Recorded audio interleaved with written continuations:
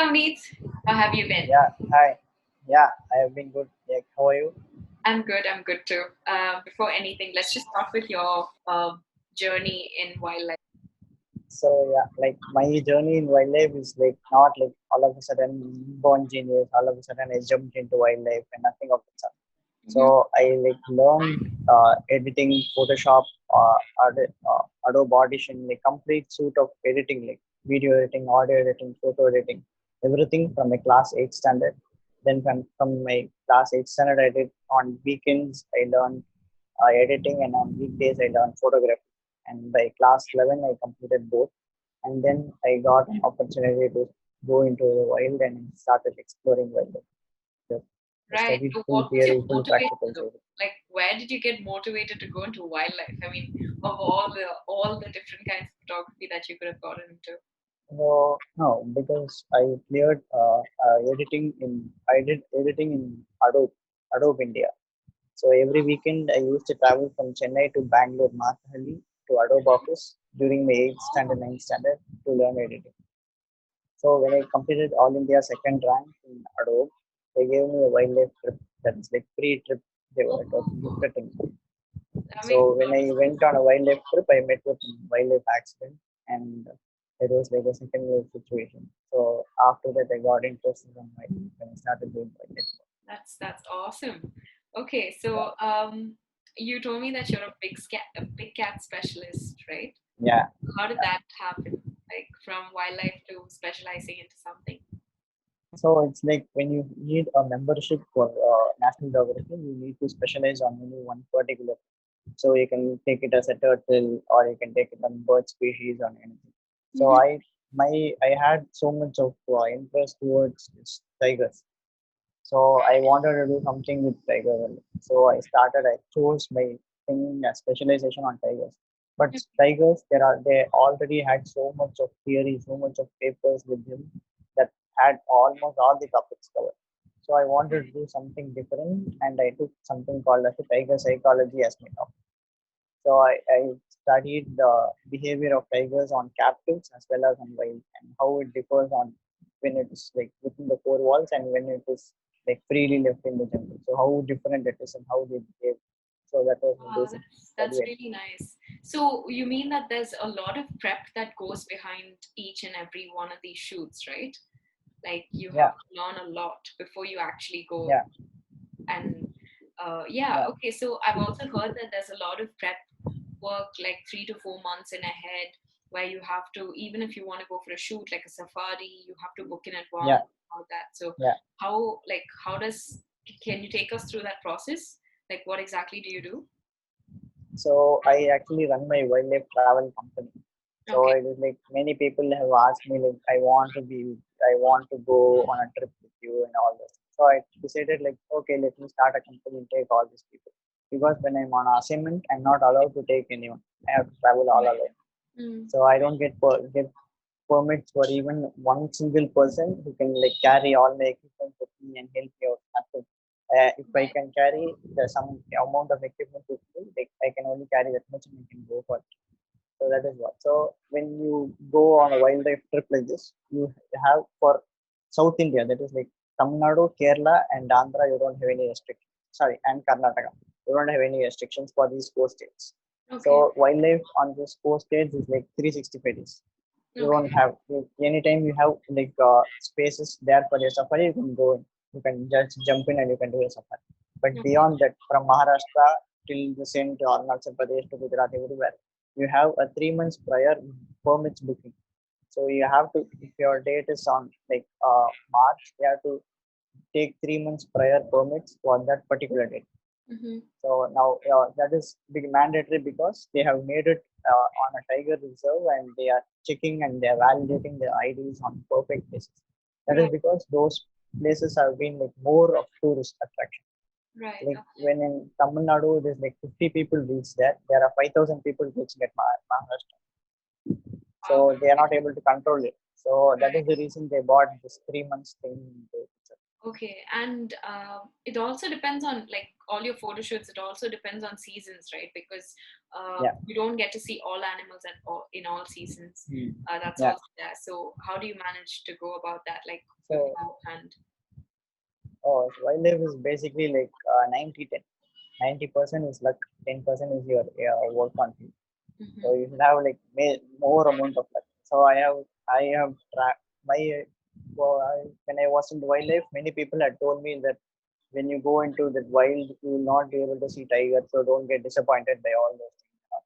So they told like they quoted me examples of few like great wildlife photographers, and they told me like they found their first tiger only after 10 years. So they didn't see all those things. So I told okay. I was like calm and I told okay, I won't be able to see a tiger until I'm 10. Until I explore the wild for 10 years. But when I went into the wildlife for the first time, the first thing I saw was a tiger. I didn't see a spotted deer, sambar deer, anything. First thing I saw was a tiger. So that gave me hope that Oh, I'll be able that's a to see calling. so when they are able to see first tiger in 10 years, and they completed 100 tigers within 15 years. So the first safari itself I saw a tiger. So my 10 years will be like so much 5,000 tigers I will see. That much and no expectation I had. Wow. So I told okay, that's the major reason I chose tiger specialization and tiger ecology. It's Right. my job. And like, how do you manage with weather conditions and all of that? Like with the shoots, like Yeah, it is. you have to carry like so many equipments, right? Such heavy equipments. How do you manage that? So extreme weather conditions are there, like in Maharashtra, like and Ranthambore when I was there, it will be like winter morning will be like 3, 4 or something. Winter noon will be like all of a sudden it will go to 30 or 32 like that. Hmm. Then again when it comes to 5 o'clock, again it will start dripping to 12, Oh 3, my 6, God. 10, and 8. So So it's it will be very like tiresome. ah extreme from extreme heat to extreme cold it will go. Oh my So gosh. because we'll have to know that that is the condition there, and we'll have to adjust to no Right. other way. And what's the period of the shoot? Like, do you go for how many days do you go for? So it will vary. For sometimes it will be like just 2 days. Sometimes it will be like 4 days. Sometimes it will be 15. Sometimes it will be like 1, 3 months, 4 months. Mm-hmm. So it is like based on the assignment. So whatever assignment they give me, and Right. based on that assignment, so Okay. much lengthier. Yeah, that makes sense. Okay. So, all right. So before you go for a shoot, what are the things that you prep for other than like what camera do you use? What sort of equipments do you carry like for each shoot? So when you come to the camera, it's like I have my choice basically based on Canon. So I basically use more of Canon cameras than of Nikon or Sony camera.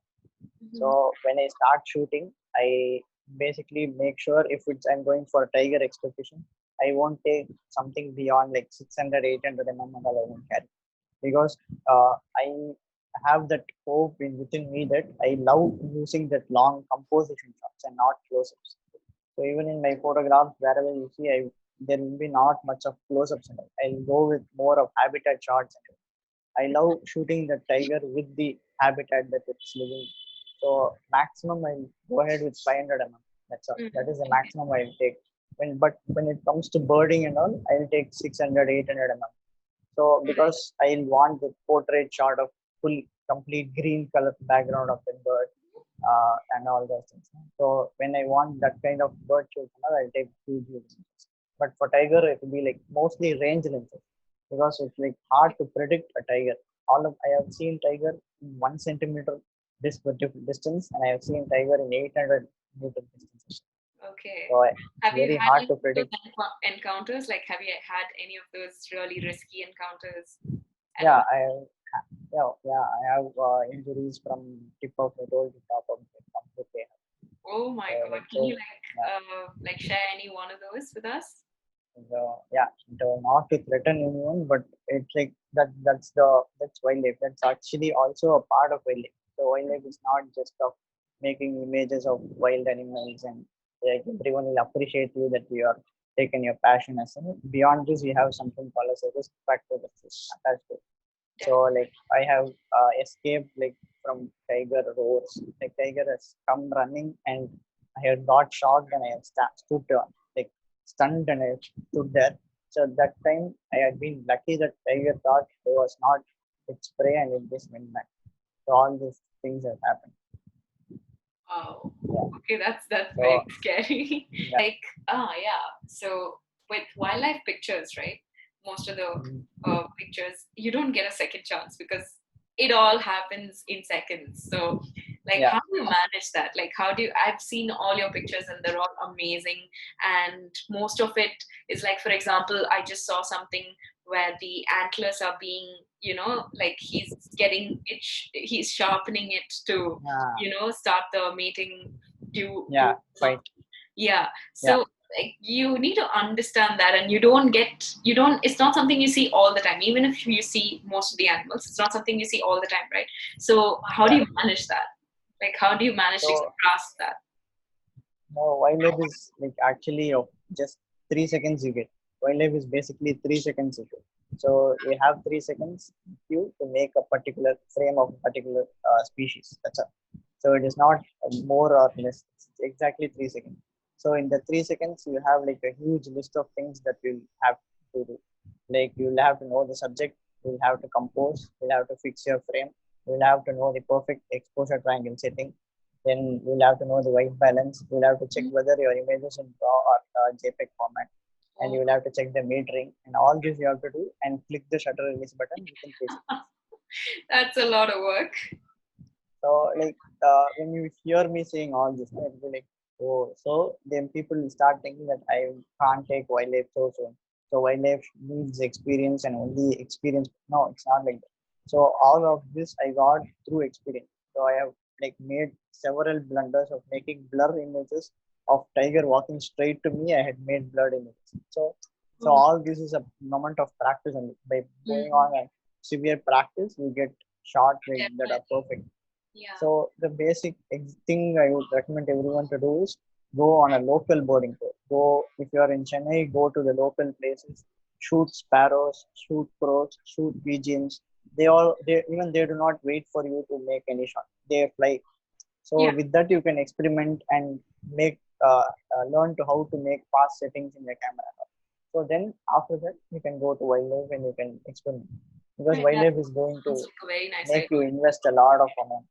Yeah, also, like I was just going to ask you Yeah. that because uh, equipments are not very cheap when it comes Yeah. to cameras and stuff. It's very Yeah. expensive. So did you like have to like put in the capital all by yourself? Yeah, I invested all by myself. Yeah. So Wow. the first camera that I had is I got it from Times of India competition. So that was my first camera. Then with that camera I did some events. So while I did events I got some profit. I got my second lens.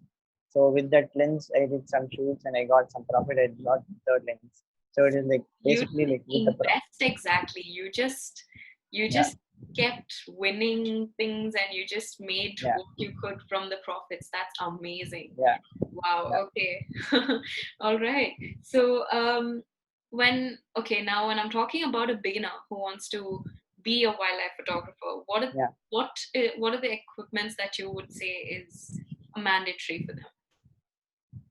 Mandatory is like anything that comes under your budget is your best lens that you can get for. That is the Mhm. basic thing I would say anyone.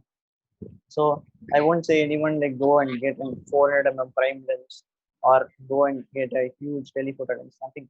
So there are like legendary wildlife photographers who make images with kit lens, 1855 kit lens.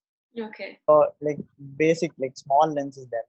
So there are photographers who make wildlife images with that lens, and there are photographers who make images with that huge lens. Mm-hmm. So there are photographers making images with various types of lenses, but Right. you whatever that comes under your budget is your distance. And if you are able to make the fullest use of your gear, of your camera and your lens, like you can make amazing images. There is nothing like this is the best lens that you can carry for this. But everyone suggests you to take a 75 300 or 70 300 lens because of the safety purpose, so that you may not go closer to that species. If you are shooting any animal, you may not go closer. If it's a bird, it's not going to be that much harmful. But in Right. case of an animal, it might be harmful. So that's why they Right. recommend you to take a telephoto lens. Yeah, that makes a lot of sense.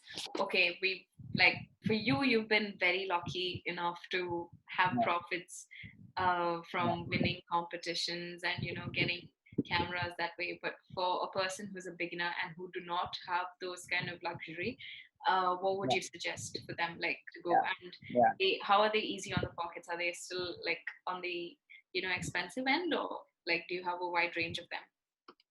Yeah, we have wide range. DSLRs are starting from 27,000. It's going up to 6 lakhs and 8 lakhs. Okay, and So, you'd yeah, suggest Canon, right? You'd suggest Canon yeah. for Because I wouldn't suggest Canon. I would tell anything that comes under a budget is best because I have used Canon. So I tell like if you tell me like this camera I am choosing, I would tell okay this is the latest camera. Has these features. Everything I would be able to tell you of Canon because I follow Canon so much. I've been using Canon for all these years. what are the skill sets that you think that is necessary? Like I'd say patience being one. That's on my head. Yeah, Like yeah. something like that. I mean, do you have any like a list of skill set that you think a wildlife photographer should have? So yeah, first one is patience, and second one is like that will be like so something fishy. But second one is a good breathing skill. You Mm, have a good breathing skill to be a good wildlife photographer. okay. So it's like you can't like simply inhale and exhale, but each inhalation and exhalation of your breath makes so much difference on your photographs. Wow. Okay. So if you carry huge lenses and you have to do proper breathing so that you do not have a shake on your hand and you get a stabilized images. And like some little bit of like we will not like do like so much of work on it, but simple small workouts just to make your hand stabilized. Like Mm, so that like I use this clutches thing and I do push-ups. That's all. Yeah. yes. So because it's going to be a hard run, you have to trek a lot. You got to do so much things and also you need some energy. So if you're not like physically fit, no, you'll not be able to do all. Yeah. And you should not have any expectations. All right. So, yeah, when it comes to like learning, like what are the things that is there like a specific course that they can take up or something like that? Or is it just uh, purely like practice and uh, there needn't be any course per se for a person to pursue wildlife photography? So basically, when it comes to photography, I have done my one-on-one session. I'm be doing my one-on-one session on photography, Lightroom, Photoshop, and Premiere Pro. One-on-one session I have been doing to anyone who asks me. So it will be a Zoom session. Like it will be like just one person and not like 3 to 4 persons, 5 persons. And I organize a workshop and I conduct classes. It will be just one person. I'll give him the specific ID and he'll be taking up the course for 1 week. So in that 1 week course, he'll learn photography, Lightroom, Photoshop, and Premiere Pro completely. So I'll teach him like everything from A to Z of all the softwares that is needed for photography and about photography as well. So Oh, with that knowledge, he can use it for any genre he wants: wedding, sports, wildlife, anything. Just the subject is going to differ, but the concept is all the same. okay. All right. That makes So a lot I've of been, sense. yeah, And about like you said earlier, it was also about the awareness and the science behind the behavior of animals and everything, right? So yeah. how can one learn that? Like other than from experience, there should be some amount of learning, right? So what kind of courses or any links or whatever that is that you learned before, like is there a particular space that you read it from? No, I did a course called as Wildlife Institute of India. From there, I did MSc, so which is basically on wildlife. Oh, okay, all right. So that is basically course on how learning on animals, plants, the environment, the different types of forest, and why is the tigers live only on this forest reason. So it's like 2 years course. So from there I learned, but all these links that come up on social media or any websites, I don't find them being authentic. They like start with something good and they slowly they deviate from the topic and they go on to a different topic. Right, right. uh, Before you get into any genre of photography, you'll have to not have any expectation. Right. So you want to give your best and you will get the best output. This is like not just for photography and all, this is for all kinds of business. And this lockdown period is like the best period from that you don't earn any money, but it's good to spend money and learn many things so that post lockdown you can use everything to like boom from 0 to 10 all of a sudden. All right. So just out of curiosity, what are the workshops that you take? Like I know about Adobe, Yeah, photography, yeah. marketing, Digital digital marketing. Yeah, marketing, yeah, social media marketing. I mean, it's pretty yeah, much the yeah, Instagram yeah, marketing, right? yeah. Anything else that you take that we don't know about? The content writing and SEO. Wow. Okay, that's a lot. That's a lot of information in your head. Okay. All right. I'm going to go to the next question. Has photography Yeah, in the recent decade seen increased competition? yeah. So much. Yeah. So much. Like yeah, so much. Like Okay. when I started, I was like trying to find out photographers who do wildlife. I was like literally So it's not like finding that when I anymore. Like that. It's not like that no, anymore. yeah, when I went Okay. to safari I would be like the only one person who's having the camera in the whole gypsy. But now when I go, it's like I don't have space, I have to like sprint myself so that I have so many Right. people. Yeah. Okay. So how do I take dramatic landscape photos? So taking that that is like something to do with photography. So when you are able, you have to have a stabilized tripod, and you have to use something called as a remote control Mm-hmm. and all those things. And post processing, that is a major thing. Beyond you taking your image, which is the fourth thing, and you have something, the fifth pillar of photography, that is called as post processing. So Mm-hmm. that is very much important, and many people who do this nature and wildlife think that post processing is not needed, and they just stop it with making photos on the field, and they just directly post it on social media. So Hmm. it's not actually good. Post processing is a must. Which So camera do you use for clicking micro zoomed pictures? basically, I don't have a macro lens for clicking any macro images. I use something called as a reverse ring. That is something of Mm. 200 rupees instrument. So I use it on my camera. I invert my basic lens and I shoot. So I have some gadgets of this 100 rupees, 200 rupees that is equal to a lens that of 25,000, 30,000 that makes similar images. That's a huge save. That's a Yeah. huge save. Okay. All right. What is multiple camera setup? So multiple camera setup, I think, is the basic studio setup. Like you have 2 to 3 cameras here Okay. and All right. How can I improve my portrait photography? but portrait photography is like landscape. We have like we have to know the different seasons and different climatic conditions and the star patterns and everything. So for portrait photography, just need to know how the color of the wall is. Basically, color theory comes into matter when it comes to portrait photography. The color of the costume color of that model, costume color of background, and costume the lighting color, everything comes into mind. So if it is like something of white and you have blue light, and white and blue is different color, so that color will only get reflected on your camera. So that is what you have to know. And Okay. all this color theory comes into matter when it comes to portrait photography, and you Okay. have to like know like something Mm. about colors. All right. Why do you insist on using back button focusing? Yeah, so it is like basically it's used by wildlife and sports photographers.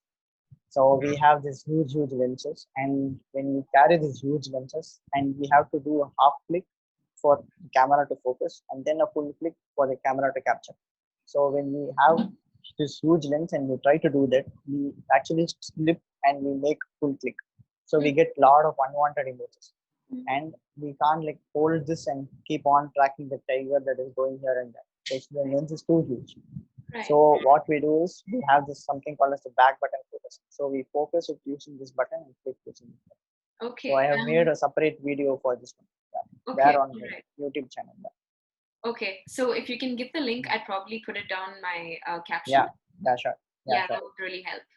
Okay, Yeah, so I'm gonna pick one last question and we'll yeah, wrap it up. yeah, How do we get to identify various tigers in the wild? yeah. This is a common question I get asked. So, like, how do you find, like, how do you say this tiger is not the same that you Mhm. shot previously? Right. So, this is like basically like how each in every individual human has different fingerprints. Each and every tiger has different marks on its face and all over the body. So each tiger has unique marks around the body. There is a tiger, a female tiger in Madhya Pradesh that has a heartine on its cheek, and all these are unique Okay. things. Yeah, Wow. all these are unique. Yeah, Have you had the opportunity to like shoot these tigers? yeah. I have. For Okay. each and every tiger, I have there is a separate unique mark. I have actually made. I do a session on wildlife tracking and camera tracking. So in Okay. that, I will have to explain all these things. So I have actually marked each and every tiger with its unique mark. Like I have shot till date, I have shot like 54 tigers, 54 individual tigers. Wow. So I have each and every photograph of each and every tiger with unique marks that is there on its body. That's amazing. All right. Okay. With that, I want to wrap up this session. It was really insightful. Yeah, It was amazing yeah. Thank you. talking to you. And I hope to see some of those amazing pictures soon. Yeah, All sure. right, then. I'll send it to you. Yeah, See you. Bye. yeah, yeah. Thank you. Thank you so much. Yeah, thank you.